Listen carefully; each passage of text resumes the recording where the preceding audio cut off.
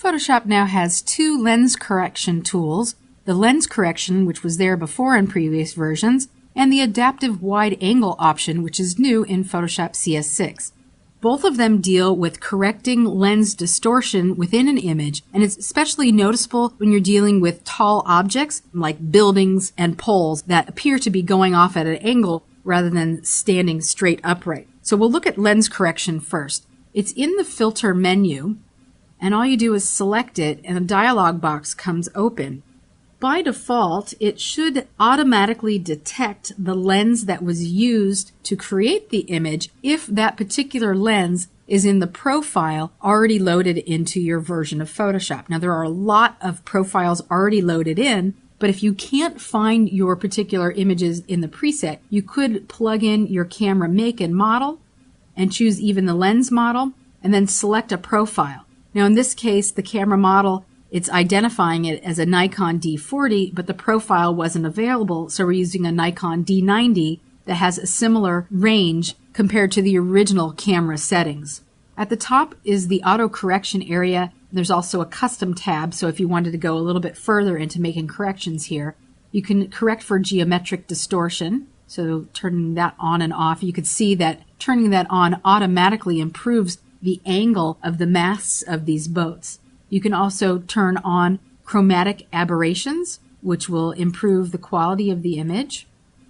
Vignette, you can increase or decrease a vignette, so you can add it if it's there or subtract it if you want to subtract it. And so you can make it darker, make it lighter, add it or subtract it. There's also auto scale image, so as you're modifying it with these different options, it will scale to fill the original boundaries of your dialog box, your image.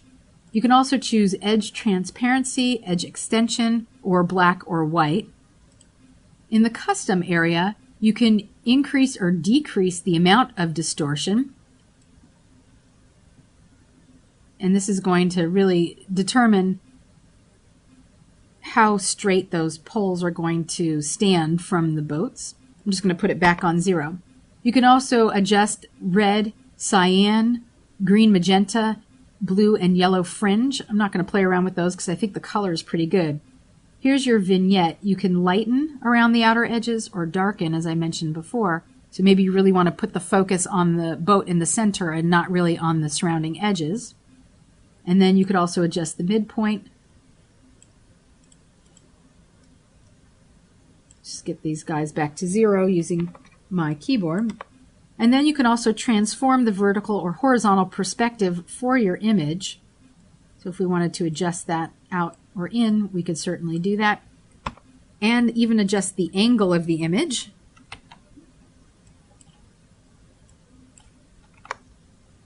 Let's put this guy back to 0.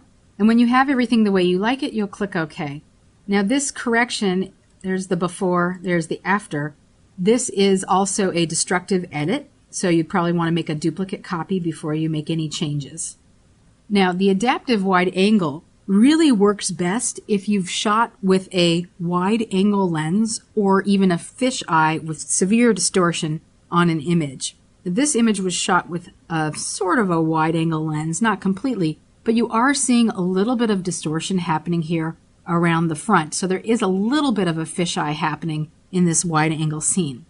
To adjust it, select the layer that you want to modify, go to the filter menu, choose adaptive wide angle, and again it's in a dialog box. Now here is where you can adjust the angle of the distortion and have Photoshop auto-correct for you. Before I show you some of these little tools up here, I want to show that you can modify the scale so you can bring it in and out. You can modify the focal length. Decreasing it makes it more fisheye. Increasing it tends to straighten it out a little bit, but you can only go so far depending on the original image. And then there's this crop factor, which would determine where your image gets cropped relative to the adjustments that you've made above. There's also fisheye, so if you had a fisheye lens, you would choose that one. There's auto, and then there's full spherical.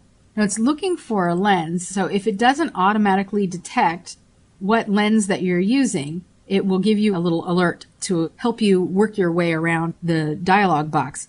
It's not perfect, but in this case it is detecting the Nikon D40 that was used to shoot this image. Now with this cursor up here, you can create a constraint line by clicking and dragging in a line to try and adjust the curvature. So I could click, and notice as I'm dragging, that line is sort of curving along with it. So it's detecting that there was a wide angle or fisheye used, and now it's straightening based on that detection. You could then scale the image up and crop it off so that it looks nice and clean. Or maybe you would leave everything as is and then just do your own cropping.